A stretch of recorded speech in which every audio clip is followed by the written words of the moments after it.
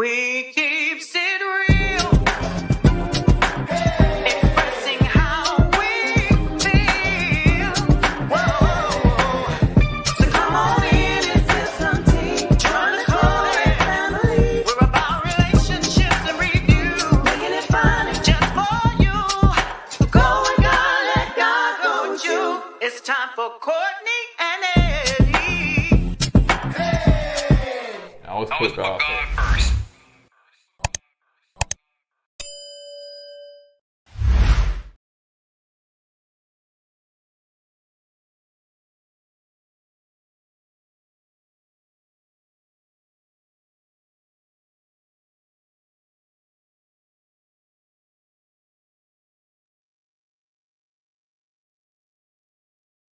Hey, you guys.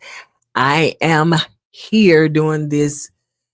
Oh, child, this is a lot by myself. So I watched the whole documentary of the reckoning of Sean Combs, and it was a mess. But before we get into it, if you're brand new to this channel and haven't subscribed yet, go ahead and hit that subscribe button down below. I know it says Kourtney and Eddie. My husband hadn't watched the documentary, so I was like, child, let me go ahead and do this on if I forget, because it was a lot. And right now it's trending. So y'all, let's get into it. Let's get into it. So, like I said, subscribe, comment down below. Have you watched it? Will you watch it? Is it something that you're interested in, y'all? All the things, Okay. So let me just go ahead and start out saying I'm going to have to watch certain words that I say, because it's certain stuff that cannot be said on YouTube, because they will flag your channel, demonetize it, all the things. So, if I say the R word, that means RAPE. You know what I'm saying? If I say it's a, that means so, you know what I'm saying? So if you heard what I said. So but yeah, so it's certain things, and you'll catch on to what I'm saying. So I'm quite sure, if you watch other content creators, you kind of know the things that you can and cannot say on these YouTube streams. All right, so now 50 Cent is I think the executive producer of this. This is airing on Netflix currently. Is 4 episodes, and it's like an hour episode. So Kurt Barrows, if I'm pronouncing his last name correctly, Barrows or Burrows, he is the co-founder of I don't know, co-founder of Bad Boys Entertainment. So a lot of this is coming from his perspective. A lot of it is he's narrating the story. You got other people that are saying they part in it, and everything. And also, I think one of Sean's friends is also giving some, context to a lot of things or whatever. And y'all, I just put this backdrop, child. I do not want to look at this. This ugly. This is ugly. And I don't know, but for me, Sean has never, let's say, Sean was not initially attractive. If you can see his, levels of him growing up, he wasn't ever attractive. I would say he wasn't ugly, but he wasn't eye-catching either. But then as he got older, he started taking dips of being okay, to what the hell? And it was like, okay, so I don't know. It was like he was morphing into different levels of maybe being attractive to being straight up ugly. I'm just being honest. And this is one of those, oh, you ugly. And this what you call a hard life right here.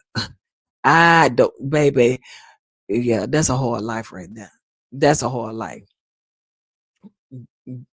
Taking enhancement, drug bills, all that stuff, whatever. That's a hard life. Alcohol, like all the things. So anyway, let's go ahead and get into it. So child, I'm just gonna start the way they started. So it starts out, well, I think, of course, I grew up. I was in my late teens, early 20s in the 90s. So, this was my era of music.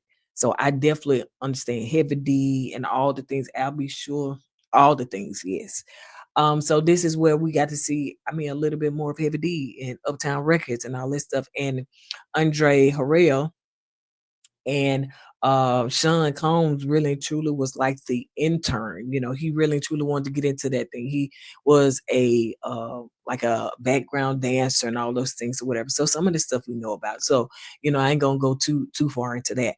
But I'll be sure was really and truly that dude. Like Albie Shore was that dude back in the day. Like all the girls wanted Albie Shore, most of them. If they didn't, most of them wanted Albie Shore and thought that, oh my God, he is gonna be my boyfriend. You know what I'm saying? I had the records and all that. Okay.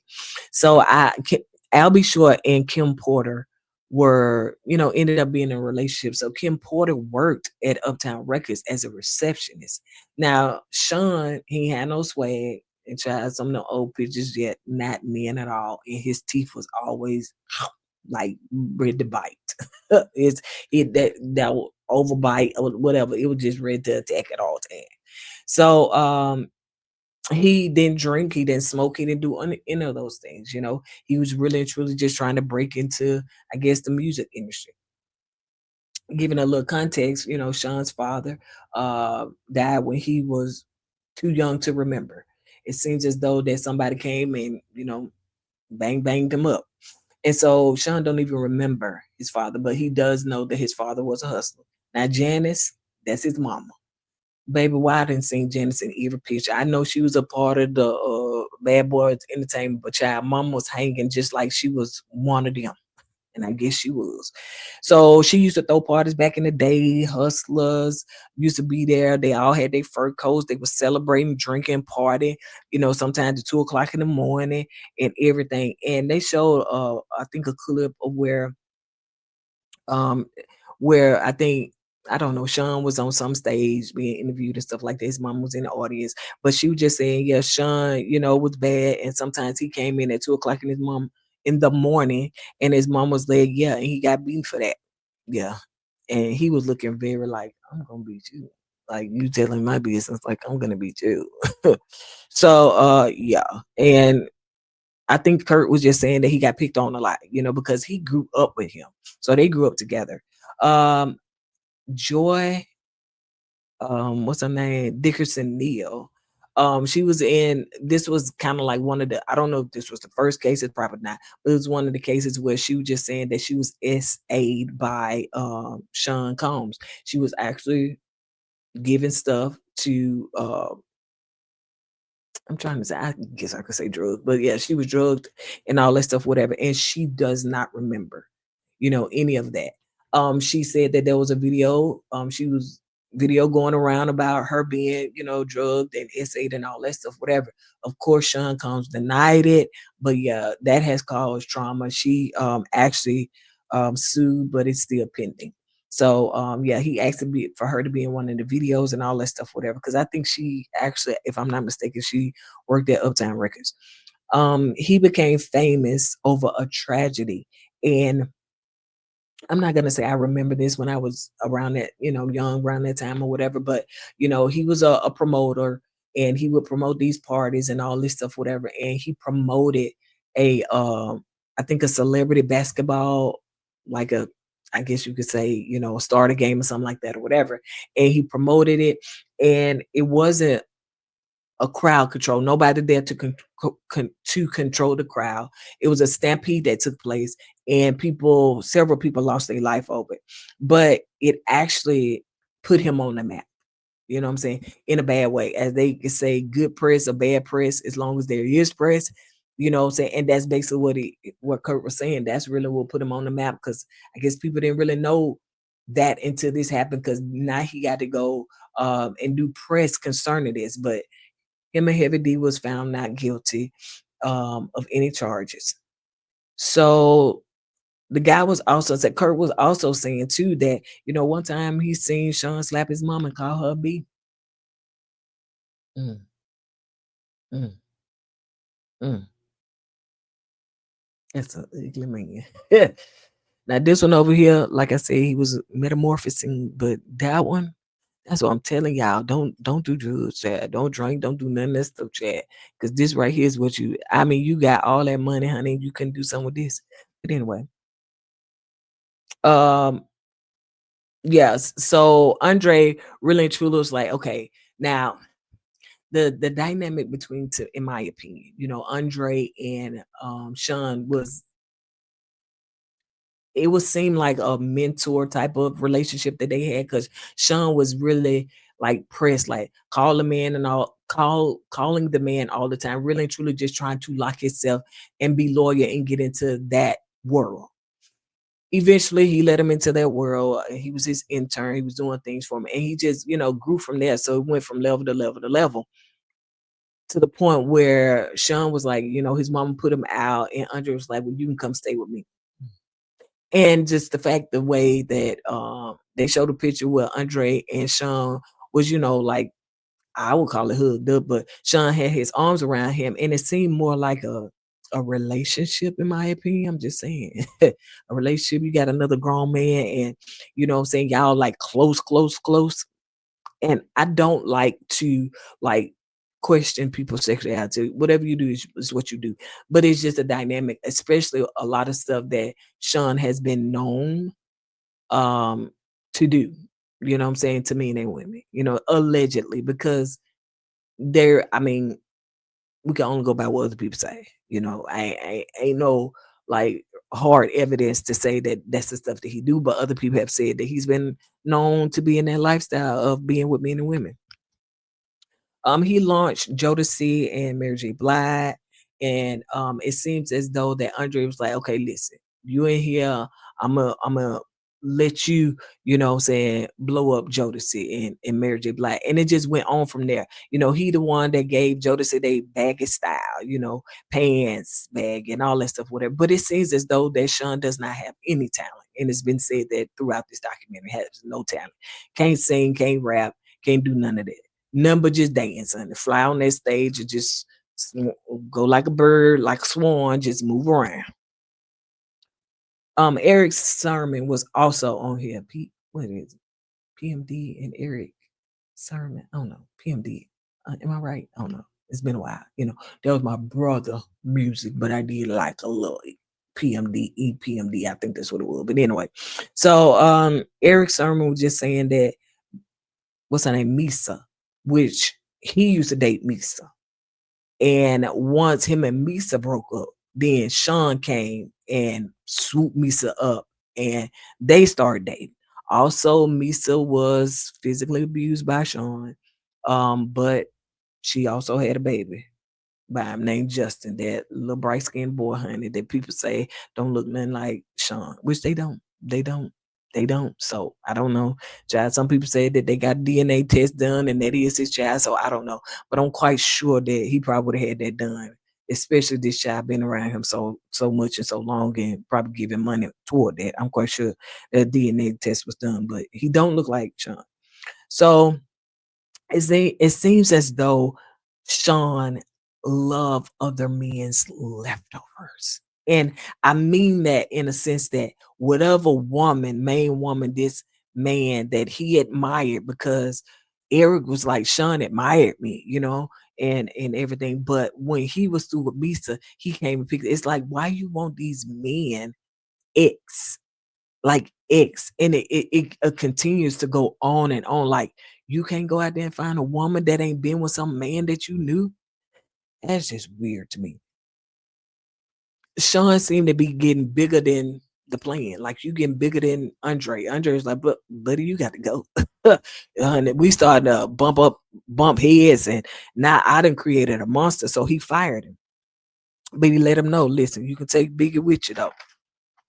So Bad Boy Entertainment was created, and Kurt he had 25% stake in Bad Boy, and 75% was Sean mom.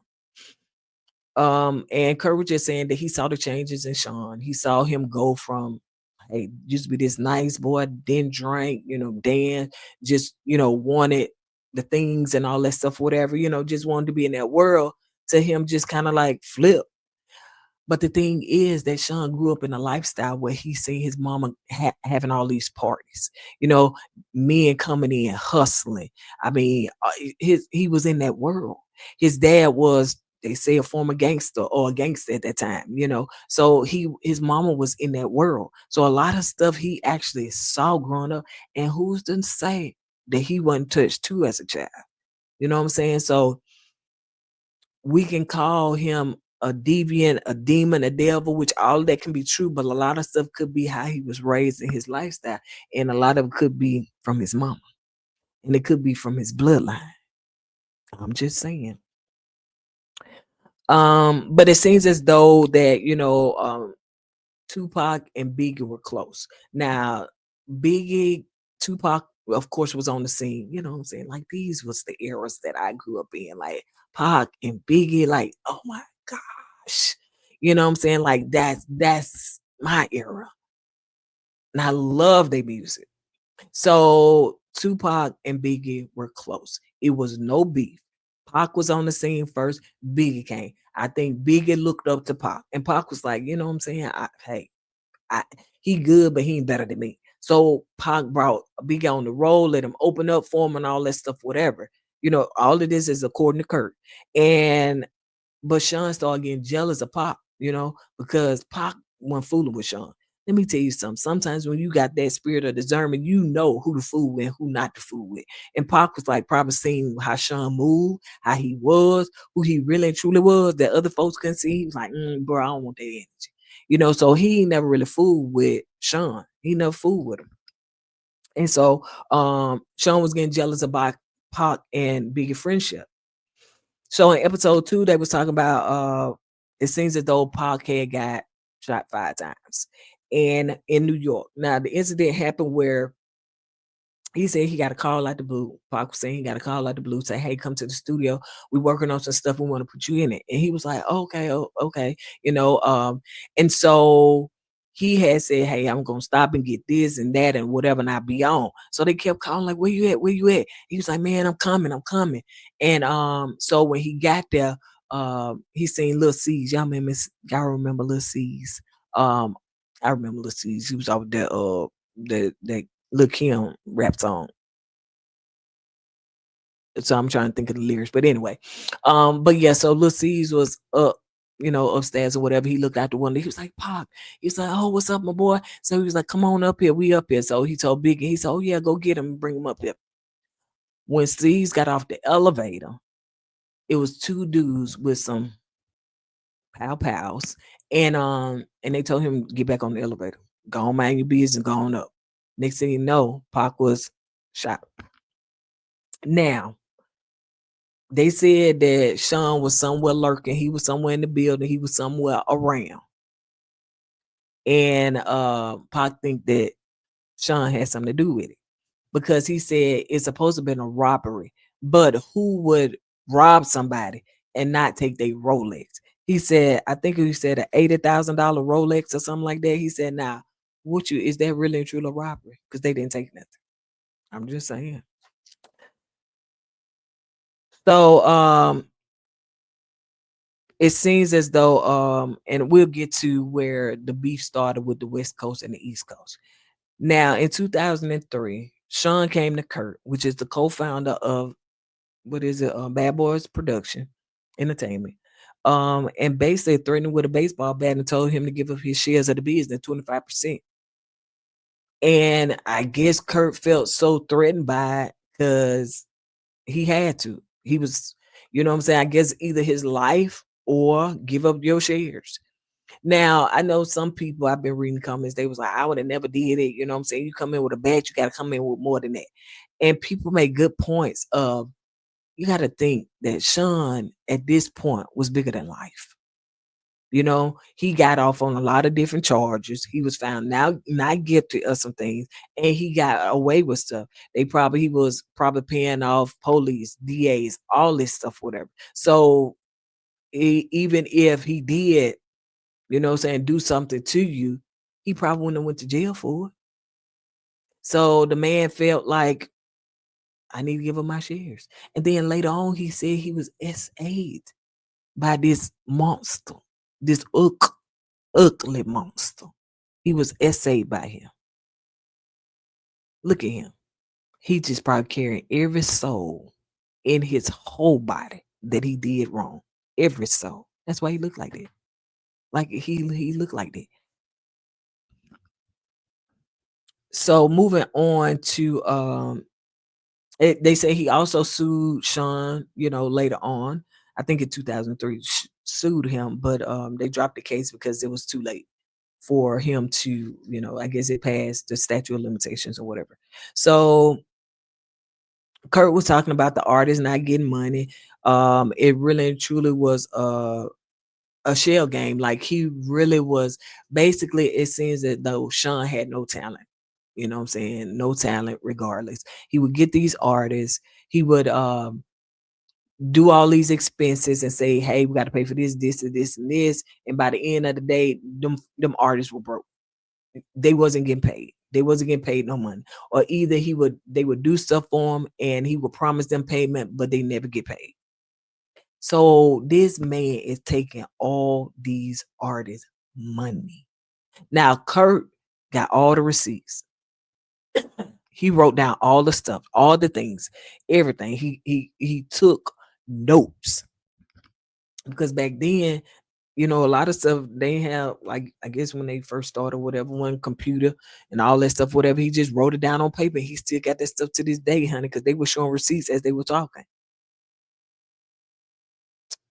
Um, and Kurt was just saying that Sean got it from Andre, basically doing what Andre did, didn't pay the artist. And he said he doing it better than Andre. So that's where he get it from. Um, and also it seems that though Sean also pay himself for being in folks' videos.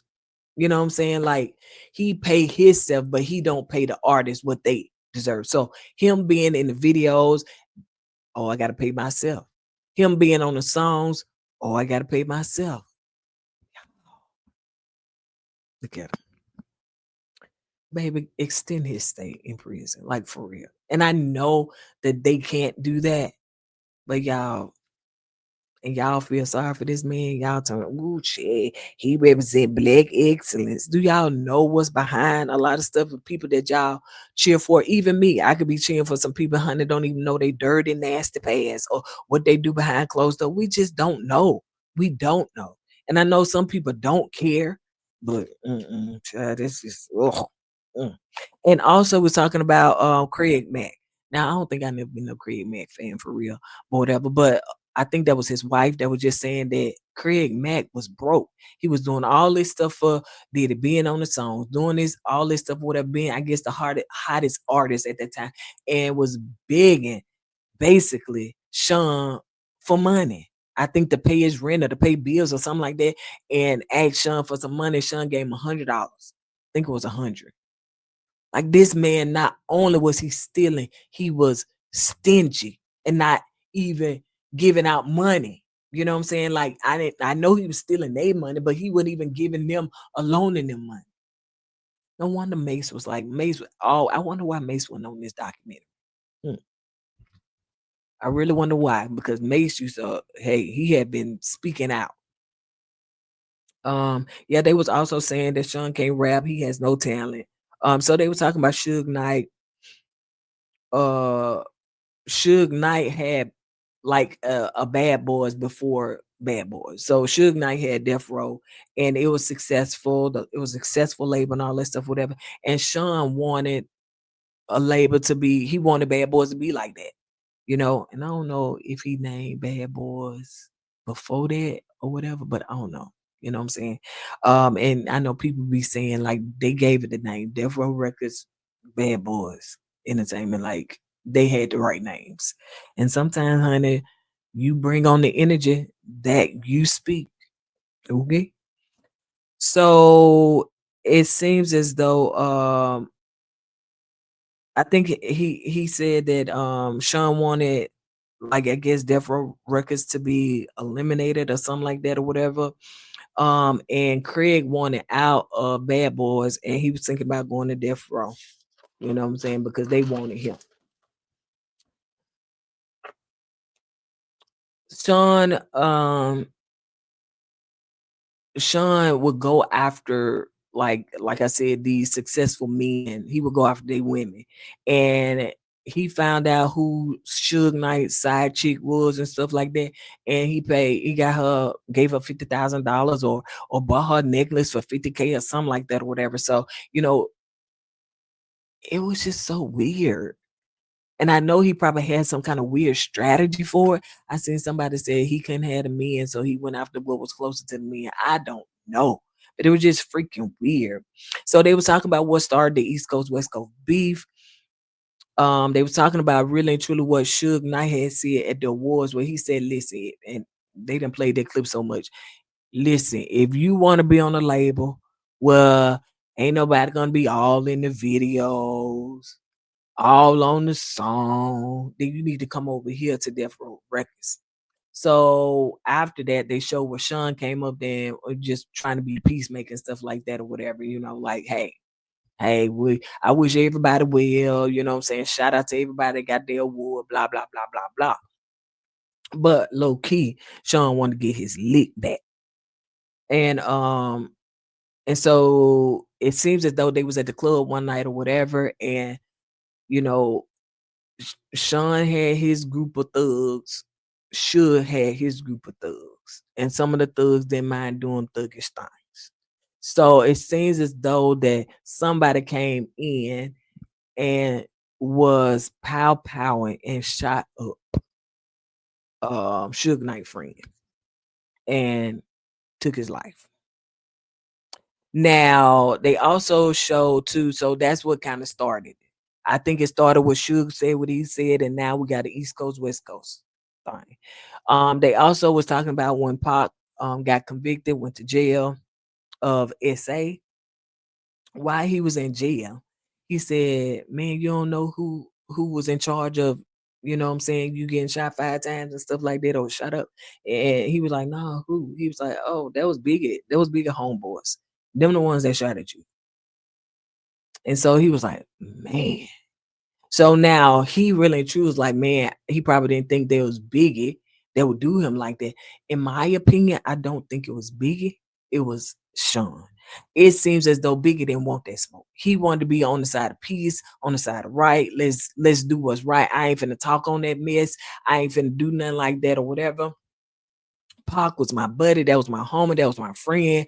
Now I hate that happened to him. I don't think he had nothing to do with it. I think it was Sean. But of course, Biggie was the, what I'm saying, the main rapper, the one that was up front. Pac was the one that was over here up front. And I think Biggie took the fall for it, of what happened to Pac. So Pac was like, you know what? Let me team up with Suge Knight. Let me team up with Death Row Records and stuff like that. So, like I said, Biggie didn't want to fight. He didn't want to talk about it. He didn't want to escalate it, nothing like that. Uh, and I think somebody had got a call. I think it may have been Pac friend Kurt. Somebody had got a call and said, "Listen, I just effed Faith," which was Biggie's wife at that time. And Faith denied and said, "No, this Biggie child, no, I ain't, mess with Pac and then like that or whatever." And of course, we know it on the song that Pac went hard and wrote a diss track and all that stuff, whatever. Because he got real nasty. I was like, oh my gosh, he got real nasty. He had to be around in them days, honey. So now Sean teams up with the Cribs and Death Row Records team up with the Bloods. So Sean had to get some more people on his side, honey, because he needed somebody that was about that life, honey. They mind going to jail, they mind getting shot. So they talk about the Las Vegas fight, and really and truly what happened was that, and we all seen that fight when Pac had stomped that man child in the ground, honey. And what happened was, it seems as though Orlando went, somebody, I think Sean had said, "Listen, I pay you such amount of dollars if you bring me back a Death Row chain." And they seen the dude out and about. They snatched the dude chain and stuff like that. So when they was in Vegas and snatched the chain and beat him up. So when they was in Vegas, somebody said, "Pac, that's the dude that stole the chain," which I think was was Orlando. Well, Orlando was the nephew of Keefe D. And Keefe D is the one that really confessed, and we just heard about this maybe a year or so ago, confessed to taking out Pop. Now that was his nephew. Now what's the other man name? Z or whatever his name was. He was like the head dude. I forgot his name, but it's somewhere in these notes. So he was the head dude. And that's how it all started. So when he said Pac said, "Oh, that's the dude that snatched your chain, beat you up or beat up, whatever." You know what I'm saying? I don't know if this was the actual dude or whatever, but they know that that was the dude that did it. Then Pac said, "Oh, it's on." So he stomped him out. They beat him up, as we could see, with kicking, all that stuff, whatever. And then went back and told his uncle, and was like, "Okay, well, it's on." But allegedly, according to Kurt, no, according to Keefe D, Ugly said, "Listen, I'll give you $1 million if you take these dudes out. I'm tired of them. They in the way. Give you $1 million. Take Suge and Pac out." I'm like, bet. He ain't said nothing but a word. Especially after they done beat my nephew. Well, I think this may have been before that or whatever. But anyway, so it's like, okay, when they called him up, it was like, "Oh yeah, he did this. We know where the dude's at." It was like, okay, go get him. Mm. So they were also saying too that, Pac be having like 40 crips around him and stuff like that or whatever, and it just got gangster. So let's see.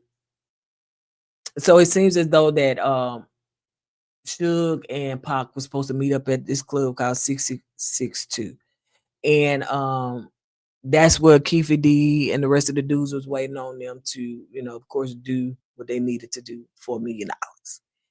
And it was a distraction. It was something that was held up, something like that, or whatever. So it was these girls that seen Pac and Suge, on the street or whatever, and they was like, "Pac, Pac," and I guess they was waving at the girls and stuff like that. Now Keefe D was waiting on them, but when they heard the girls call their name, I was like, "Dang, they right there." So they was like, "Okay, so we finna go and do what we got to do." So they pulled up alongside the car. Orlando, I guess, I don't know if KVD said he did it too, but Orlando, the nephew, had just pretty much shot up the car. Now, KVD telling the story to the cops. Now, this is where we get the information coming out of his mouth because he allegedly was there. So they shot up the car, and he said, and him and Suge looked him dead in his eyes. He was like, "Man, I grew up with this dude. Like we used to play together when we was like 7 years old. And I even seen the bullet go through his head." So come to find out that of course we know Suge didn't even die from that. In my mind, I was thinking, was he in on it? Because why is it that the car was shot up? And I know it was on Pac's side, but why he didn't die? You know what I'm saying? But anyway, so after that, they was like they did what they needed to do. They parked the car somewhere and went and walked, and they seen the ambulance come, the police coming, all that stuff, whatever. And they were just chilling, laughing when they got something to drink, some smoke, and they were just sitting up there watching, I guess, all the festivities, honey, because they did their job. They went and called Zip and said, "Oh yeah, it's done." And he said that they never get paid. He never got paid.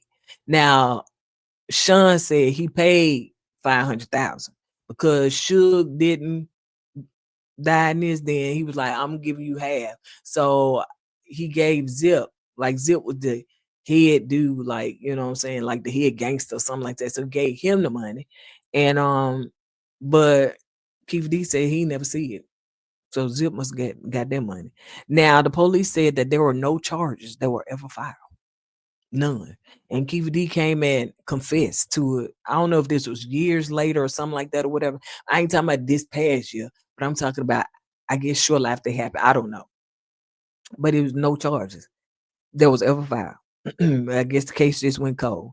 So it seems as though, the only person now to know what really and truly happened is Kiva D and Sean, because Zip died of cancer and Orlando was killed. Mhm. Yep. But it seems as though that Keefe D will stand trial for the taking the life of Tupac in 2026, which is next year. Mhm. So, and even they was talking about Sean even bragged about it in a song, a muscle game song or something like that. I don't know if it was ever published or what, child, but he was just talking about Puff told himself, you know what I'm saying, I drop $1 million on your head, wipe out your whole family, gonna make y'all start disappearing. Look ugly. Hmm. And all them trap souls in him. That's why he look like that. So let's see. Oh yeah. So and Sean and Biggie were performing in LA. They were supposed to perform in LA, and they did, at a award ceremony. But the people told them, I think it was the Bloods and all the gangsters there said, listen, don't come to LA. Y'all didn't give up. Don't come to LA, honey. Don't do it. But they went anyway, got on the award show. They performed. The folks was booing them off stage and all that stuff, whatever. And Biggie actually was supposed to go to, I think, the UK the next day after the award ceremony. So Biggie was like, okay, I'm out, did that and all that stuff, whatever. Because he really didn't want to go to the award ceremony. But Sean was like, no, you need to go. We need to, Kurt was saying that Sean was like, I'm gonna be on enemy turf and stuff like that. I'm gonna show them, man. I ain't scared. I ain't scared. But Puffy was like, I mean, Sean Biggie was like, I don't want to go. I don't want to do this. I don't want to go. But he went, performed, did that stuff, and he was supposed to go to the UK the next day. But Sean was like, nah, I want you to stay in LA. We got stuff to do. We got a party to go to tonight and all that stuff, whatever. But Biggie didn't want to go. Now, was it a setup? Absolutely. Absolutely. Why not? You took out Pac allegedly. Why not take out Biggie and put you on Front Street? The way I see him, it's like a vampire. You know what I'm saying? That sucks and drains everybody to keep themselves alive and to make themselves bigger. You know what I'm saying? Like if we want to talk about something that is like a fairy tale, it's like somebody that eats up all the souls. And the more souls they eat up, then it just expands them and make them bigger. That's the way I see him. And now he gotta pay for all them souls. That's why he look like that. Look ugly. I don't know. Y'all could be looking at it backwards on here, but on mine, the look ugly is on my left. Sometimes on StreamYard, child, it's gonna turn it the other way. So if I've been pointing at the younger version, I'm pointing at this old decrepit version. Yeah. So let's see. So as they was in LA, they was at the party and all that stuff, whatever, 2 o'clock in the morning, Biggie ended up getting in the car. They showed some unseen footage that had never been shown before, I guess, where somebody was videotaping, like, oh my gosh, that's Biggie. He was getting an SUV. Oh, that's Biggie. And then all of a sudden, shots ran out. Now, where was Sean and why he didn't get none of them shots? Yeah, a setup. Definitely was a setup. Um, But they showed where Sean was like, he was so remorseful. I'm so, what I'm saying, I hate that happened to him. That was my friend. He wanted this peace tour. When Kurt was like, no, he didn't. He lied. He really truly wanted to go. He didn't want to be in LA. The folks didn't want him in LA. So he didn't want to do that. So he sent up that line and he on Sean on different stages was like, that was my friend, I'm gonna make sure that the family's straight. I'm gonna make sure that, what I'm saying, he have a big funeral. So he told everybody that, he was gonna make sure the funeral gonna be big, but Kurt, being the man behind the finances and all the stuff, whatever, actually Biggie paid for his own funeral. So I guess money that Biggie was supposed to be owed, they pulled it out of his money and Biggie paid for his own funeral. Baby, cold, cold, cold, honey. So also too, after Biggie done passed away and everything, but Kurt was saying right before that, Biggie got an opportunity to be on Rolling Stone magazine. And he said all this stuff was being pushed through. It was going through the process. It was, what I'm saying, it was about to happen. But Puffy said, stop the press. Don't let that happen, man. I got an album coming out. I got an album coming out. Put me on. Yeah, push that to the side, and I need to be on there. And they sure enough show him being on Rolling Stone magazine. Doubtful. Doubtful. Kurt also saying that Biggie had just negotiated his contract, and that's probably another reason why he wanted him out too. He just negotiated his contract. We gave him everything that he asked for, everything he wanted. After his passing away, Puffy was like, "Yeah, Biggie already signed the contract and everything, but I need for you to change some things in that agreement. His family won't even know. Put it right in the middle of the contract and say blah blah blah blah blah. I guess to where now Bad Boy will get more of an advantage versus Biggie." And he said, "Nah, bro, I ain't gonna be able to do that." I guess he said, "I did it. I did a lot of dirty things, a lot of shady things for you, but I ain't gonna be able to do that." He said 90 days after that, he was fired. Episode 3 talks about after Biggie's, passing away, that Bad Boys skyrocketed. So he skyrocketed. Y'all know he made that song with Faith Evans, "Missing You" and all that stuff, whatever. Now, that's a bunch of bullcrap. Him flying across that stage, hunting like a pigeon, like like you're bye. Anyway, let's see. So the DA wanted Biggie because it seems as though Biggie was in incident, and to me he stayed in one, from the club incident to a lot of stuff. Well, where it was a video he made where he's supposed to been got mocking, I guess, Jesus on the cross. Hezekiah Walker, if you know who Hezekiah Walker is in the gospel industry, Hezekiah Walker like, bro, that ain't a good look. You need to get that out that video. You need to take that down. He tried to go to the man that I guess produced the video and tell him, y'all need to edit that, take that out. Man was like, nah, we ain't gonna be able to do that. So I guess he threatened the man, beat the man up or whatever, and he went to jail for that. He went to jail for that. Or got arrested for it, put it like that. He got out. He settled with the man and he got out. Or the charges was dropped. Also, they talked about too that incident with he was in the club with J Lo and all that stuff, whatever, where Shine took the fall for him and went to jail for 10 years. So Kurt was just talking about all the things, the devious things that this man has done and got away with it. He paid people off. He paid people off. That's why he kept other folks' money, because he knew he was gonna need all that money to pay other people off. They talk about making the band clips, y'all. I never watched Making the Band. I think I used to see it come across, but it was nothing that I was like wanted to see. You know what I'm saying? I didn't want to see it, and I never watched it.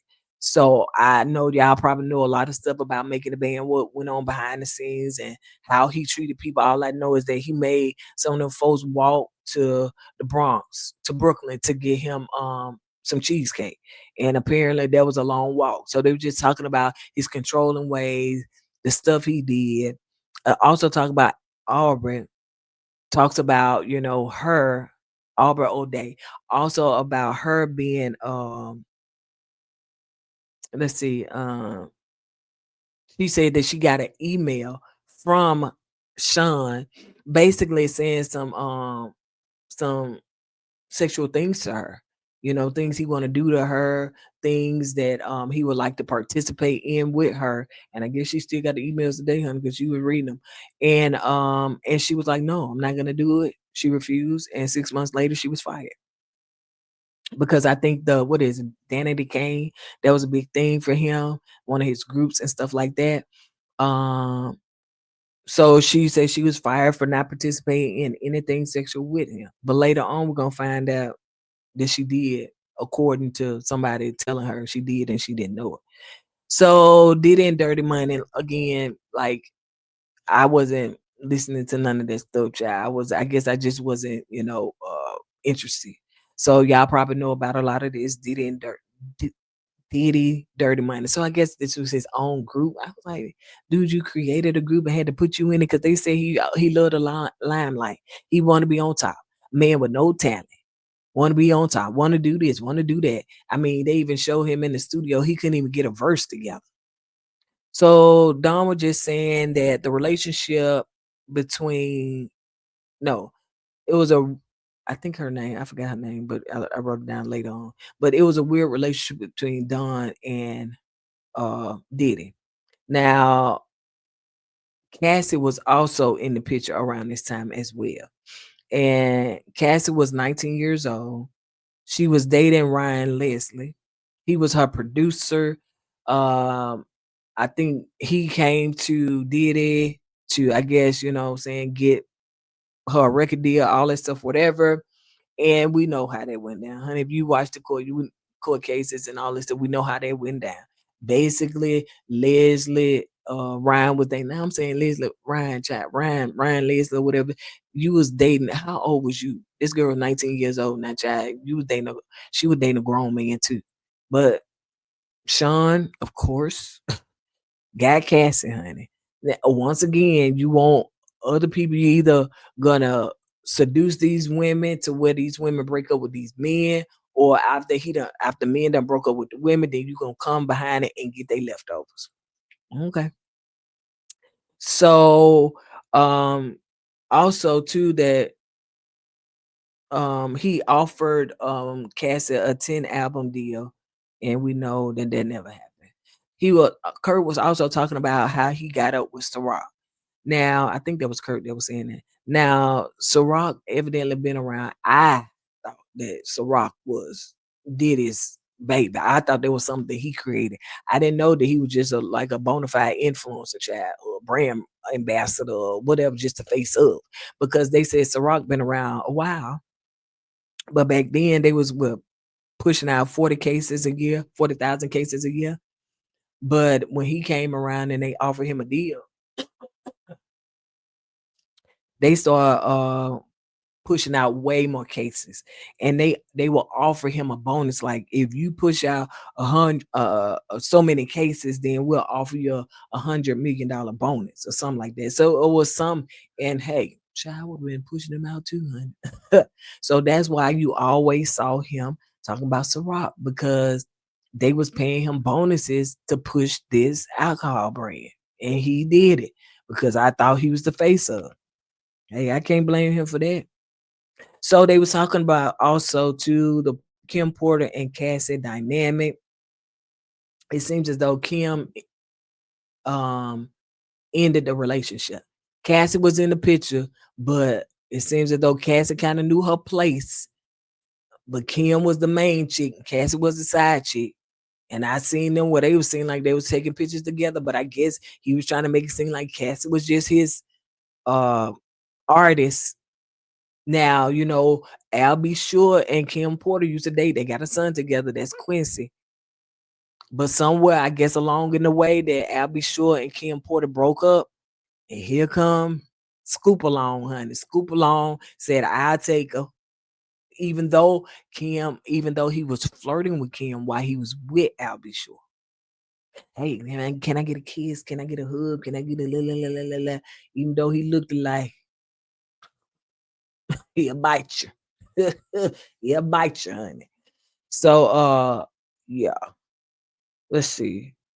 Uh so I think one of the security guards was telling a story where it seems as though the story about the freak offs and everything. Oh, it was the actual stripper. I mean, like, he was one of the S workers. So he was just telling the story about how he became part of the freak offs and everything. And he was saying that he one of his friends was like, "Man, you should go on, the site to be a gigolo and stuff like that, or whatever, I guess, to make him some money because he had the body yada yada and all that stuff, whatever."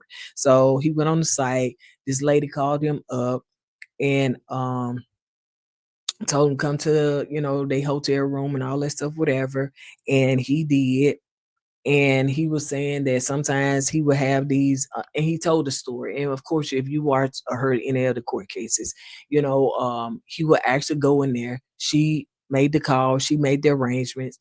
He said he would go in there and This man would come in there with his face covered up and stuff like that. So he didn't know that this was Sean, and he actually would watch, but he would give them instructions on what to do. No, don't do this. Turn to the left. Turn to the right. Do this. Do this. Do this. And so he said sometimes that will be what 18 to 20 hours. 18 to 20 hours. And he said they would pay him like $6,000, and he'd be on his way. And he said that sometimes it would be music on, but when Tupac song came on, 'cause they must have just had random music. He said, "Oh, cut that off." Mm, mm, mm, mm, mm. So he said that he would see them every 2 to 3 weeks. That went on for 8 years. And I know evidently, like, because he didn't say when, or they didn't show when he found. I don't know when he found out this was Sean. I don't know when they said, "Hey, we're finna tell you this is Sean." Because he said that sometimes they would even fly him out to different celebrations, but especially on March the 9th, that's the day that Biggie got killed, life was taken. On March the 9th, that he would get flew out, child. And he said that they would and he would just have sex with Cassie. You know what I'm saying? I guess Sean will watch. And he also said too that they would collect his semen. And he was like, "Hey, why y'all doing it?" And he was like, "Well, she like that. I like for her to put it on herself and stuff like that or whatever, whatever." And he was like, "That's weird." But he said after he inquired about it, they stopped asking for it. And sometimes, I mean, he said that they would go like all night long. And one time he was like, "How do y'all go all night long?" And she introduced him to the ecstasy and stuff like that. And that's how they would go for days, no sleep, days. Let's see. He said that Sean would sometimes watch. You know what I'm saying? That was in the beginning stages. He watched, but later on he tag team. He jumped in. He would rest. He jumped. Did he rest? Did he rest or did it? Was it all three all participating? But he said he would rest. He would jump in. It was like a tag team and stuff like that. So sometimes they would be at it for like a day and a half, child.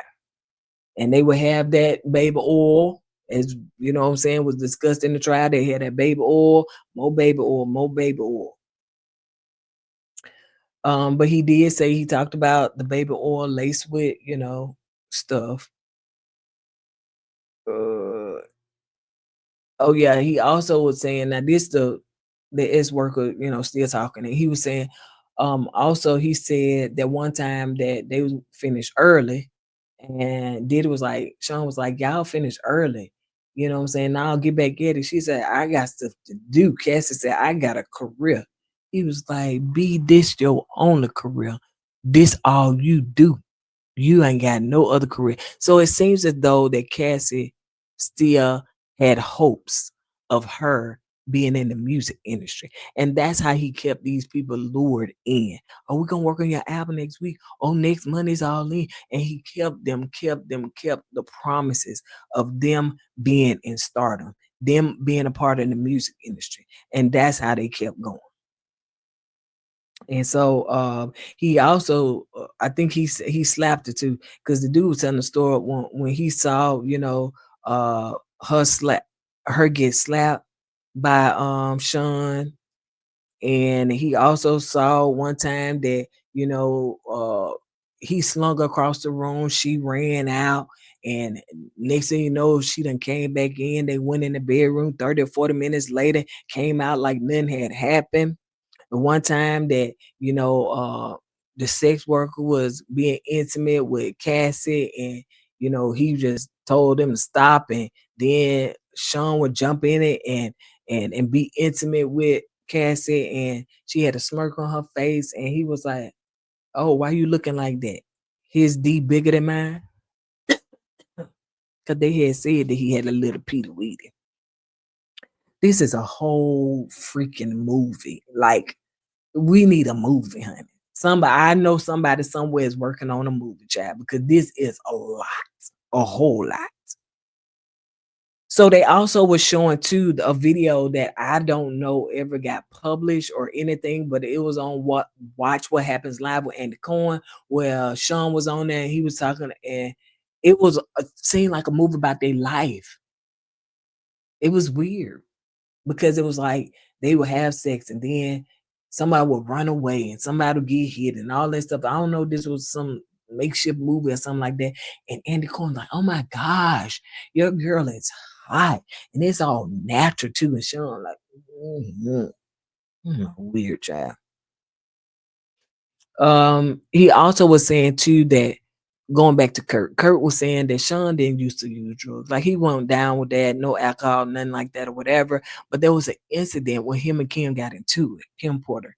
And I don't know if she tried to slit his wrist or some glass broke and somebody slit somebody's wrist, but his wrist was almost, sliced or was sliced.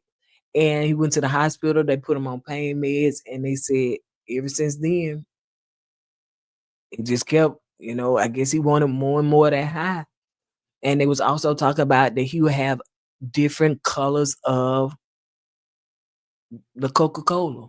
So he had different color, pink, blue, white, yellow, pink, all the different colors.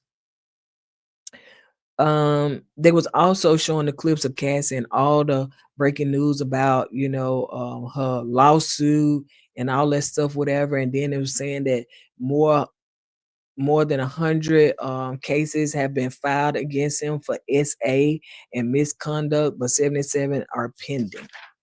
Now we're in episode 4. This is the last episode. We got long. So they also were just showing in episode 4 because the episode 1, 2, and 3, child, it was a lot. It was a lot. And these are the Cliff Note versions, honey. Because if you haven't watched it, if you want to watch it, some people don't want to watch it. And I get it. I didn't watch the other documentaries, but I don't know. I just was inclined to watch this one. So they was also showing Sean filming.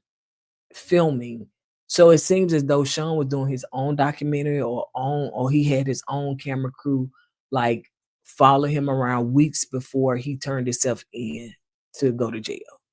I don't know what was the case for it. I don't know. This way he was on the phone looking sold like he didn't ate every soul that, what I'm saying, or is eating him up mentally. And we think that people be getting away mentally, people be suffering in their mind. That's probably what kept him, what I'm saying, why he stayed high. Cause it's a lot to deal with the stuff that he done dealt with. You know what I'm saying? Put people through. Like mentally. Mm-mm. So he was doing this documentary or had the cameras follow him around and stuff like that. And they were showing him on the streets of New York, uh, conversing with people, going out there, trying to be like back in there. I want to be back with the people. I want to be back around my surroundings. When I think it was his bodyguard was like, he felt so uncomfortable being around black people. Like, he was shaking hands, taking pictures, all that stuff, whatever, because he knew he was finna go to jail. He was just trying to be in the good graces of the people because he probably didn't know who was gonna be a jury. He wanted everybody to be on his side. I ain't that dude that they talk about. I ain't him. I ain't him. I ain't do this. I ain't do that. And he did look uncomfortable. But was it really and truly that he didn't want to be around black people, or was it really and truly he didn't know what the enemy was? Let's keep it a buck. This man that did a lot of stuff, he don't know who is a foe and he don't know who is a friend. He don't know who is, hey, let me get a picture. I can't stand him, honey. I may jab him. So when you done dealt and had that kind of life, you don't know who with you and who not with you. That's in my opinion. So yeah, he was on the phone with I think his attorneys. He was on the phone with KK and all that stuff, whatever. And he was telling him, I ain't gonna do nothing. God just told me to stand still. Can we not put God in it? You know what I'm saying? Because at this point, bro, we don't serve the same God. Can we not put God in it? Leave God out of it. That would be a good thing to leave God out of it. So he was just saying that God told me to stand still. Y'all need to do something. Yeah, it's up to y'all to do something. Do something. Y'all need to do something. And yeah, yeah. Anyway. Uh let's see. So they was talking the Capricorn Clark kind of shit. They were just like I said, some of these people testified, some of these people in court, Capricorn Clark and her being the assistant and all that stuff, whatever. And she was just telling her side of the story and how Diddy had took her to Central Park one time and said, listen, I ain't know that you knew Suge and all that stuff. And she was like, listen, I not friends with Suge per se. Like I am close with his baby mama. That's it. That's my best friend. And then they also was giving, Lil Rod, and Lil Rod was one of Sean's producers at one point. And I know Lil Rod was in had his own lawsuit against him, and child, it seemed like his lawyer was messing him up. I don't know. It made it seem like Lil Rod was not credible, some of the stuff that he was saying, some of the stuff he was doing. But yeah. So Lil Rod said that people saying that y'all tearing down a good black man, y'all tearing down a black man, a king. But he was like, what did he ever do for you? Like, from what we can see, this man ain't tried to help no communities. What we can see, this man ain't gave back to no communities. What we can see, he ain't even gave back to his artists. When anyway, and I must agree with him on that. So he was talking about an incident where he's seen, they just up there producer making the beats, making the hits and all that stuff, whatever. And he's seen Sean and Justin, which is one of Sean's sons by Misha, go in the bathroom with another dude called G. Next thing you know, he heard bam, bam, bam, bam, shots being fired. And Sean and Justin came out the bathroom. He went in the bathroom. That man was bleeding everywhere. He was trying to stop the blood and all that stuff, whatever. And Sean told him, listen, don't tell them nothing. Police ask you, yada, yada, yada, don't say nothing. He said he didn't say that as a suggestion. He said that as a command. So he was like, okay. And he gonna keep his mouth shut about that. So I don't know, end up, later on passing away. And Lil Rob was just saying that it kind of reminded him of the incident with Pac, where it was another studio incident. So I guess he putting the patterns together. So it seems as though Lil Rod, cracked the code to a certain song and all that stuff, whatever. And Sean was telling him, man, you're gonna be producer of the year. You gonna, have all this stuff, whatever. And I'm gonna get you a house next door. I'm put 250K in your pocket, all this stuff, just amping him up, just telling him what he was gonna do for him, all that stuff. And Lil Rob was like, I ain't see none of that. I ain't see none of that. LaRod was saying that they would have parties all the time. There was hidden cameras. I think he's seen, how you have hidden cameras on you on the security screen. You can see all these different cameras. He said, I ain't even know that he had cameras in every room.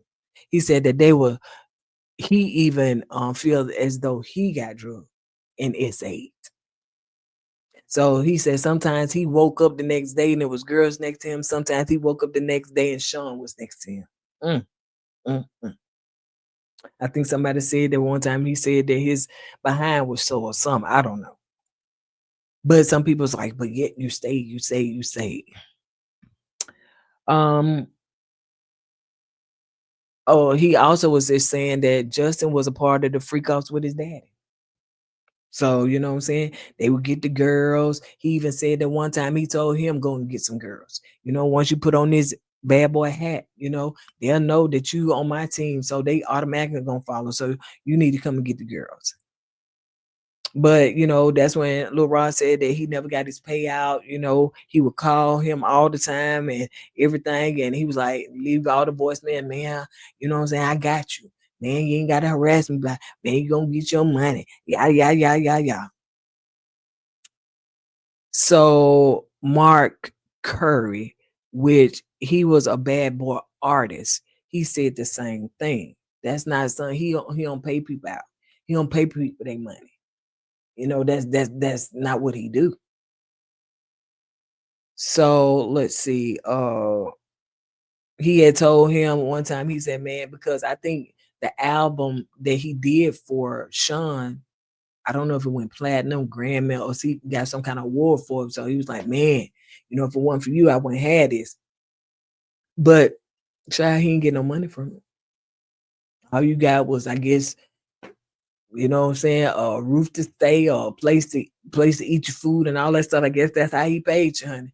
Cause he had said that he was gonna pay him 29K and he never got that.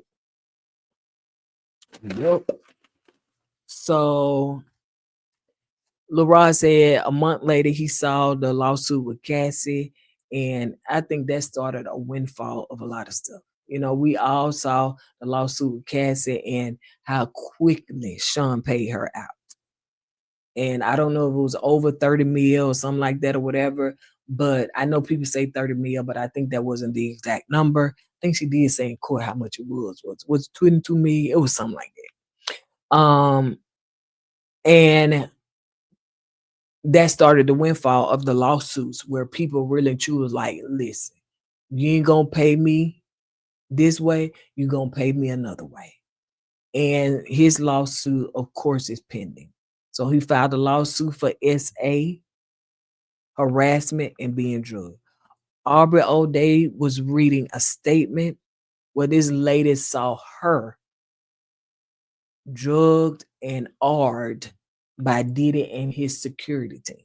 Now, Aubrey said that she don't remember, she has no recollection of any of that. She kind of cries and tears up. But she said if that happened, because this lady was like, oh, I know, honey, I can testify in court. I could take a lie detector test. That was you, stretched out on that couch.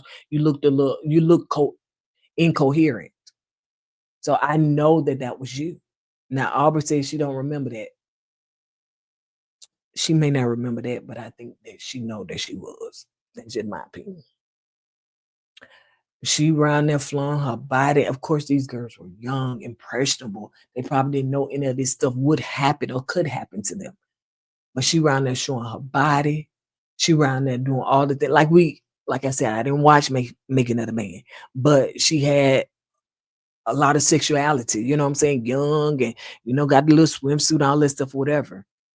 Not saying that if you dress like that, you deserve that. Absolutely not. But what I am saying is that they took advantage of these young girls. That's what I am saying. They were showing clips of him being arrested. They also showed clips of Kalani. I want to say that's how to pronounce her name, from Dirty Money. Where Sean called her about 50 times and said, listen, you need to talk to Dawn because she's suing me. This was the group. She's suing me. She's saying all this bad stuff about me. They show her on the phone where he was talking to her and she was like, what? Nah, I can't believe that. Send me the information, all that stuff. And he was like, yeah, you need to talk to her. But then she tells us it was an incident that happened where I'm trying to get my children back. And I don't know why my children got snatched from her. Where she asked him for 5K, he was like, I ain't gonna be able to do it. Now y'all was in a whole group. And according to the streets, you ain't paying these people the way they should be paid, and some you ain't paying them at all. This girl came to you for 5K, you like, ain't gonna be able to do it. So now you need her. I guess she like, I ain't gonna be able to do it. I ain't gonna be able to do it because I don't think she testified in court on his behalf. I think she said some stuff where she said she didn't experience any of that. Like that's not her recollection. I think she made a statement. That's not her recollection of any of that stuff happening to her, because it seems like Dawn is saying that he S8'd her. I was like, if he did Dawn, he probably did you too. You know what I'm saying? Sometimes people choose not to say nothing. They choose not to go into that black hole of darkness. But he probably did her the same way. They was also talking about Capricorn Clark, and she basically was fired because of the Cassie and Kid Cudi incident. I ain't finna go into that because um, I just wrote down that his mama is in a lot of pictures. I guess she made sure that, honey, she was gonna be among the party. They said that she be at these freak offs and stuff, but I don't know if these freak offs were just two or three people, or the freak offs is these big parties. But I guess she was always at the dinner parties and stuff like that. Her and that wig, they stayed close knit.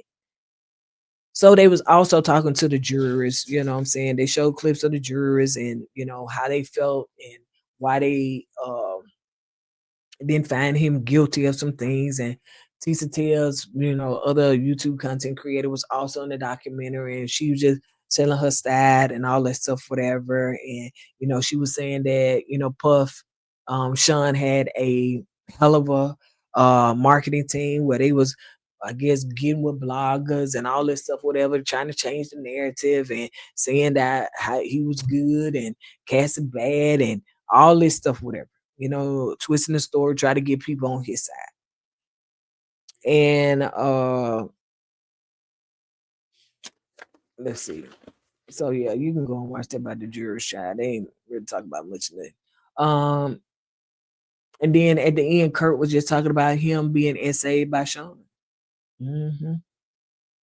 And he said that he never won his lawsuit and he became homeless and he was blacklisted from the industry.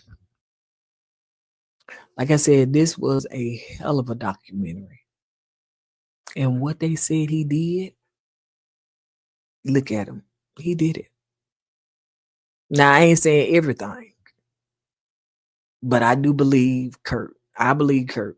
Kurt know what they say, as they say, where the bodies were buried. Kurt know. And I believe that he told the truth. This man got nothing. And if you look at him, he in the beginning, the pictures of him, he looked vibrant, young, like, and now he got nothing. He got nothing. So if y'all didn't watch the documentary, y'all make sure y'all go and watch it. And really and truly, you reap what you sow. This man deserved more time because I believe he was responsible for Tupac and Biggie's lives being taken, all because of his ego, his pride, and him wanting to be that pop star, be in the limelight, be front and center. And he did it on the backs of others. The music industry is cutthroat, child, which is why you have some people that just got out. So y'all let me know y'all thoughts and opinions. And yeah, I gave y'all mine. Look ugly. He did. Look at him. Like I said, it's on my left. It may be on y'all right, but the one where he got this little gold chain on, and he dark. Yeah, dark energy. He carries that. So yeah, I hope he get what he deserves. I will talk to you guys later. See you on the next video. Let me know your thoughts and opinions, and deuces. Hey!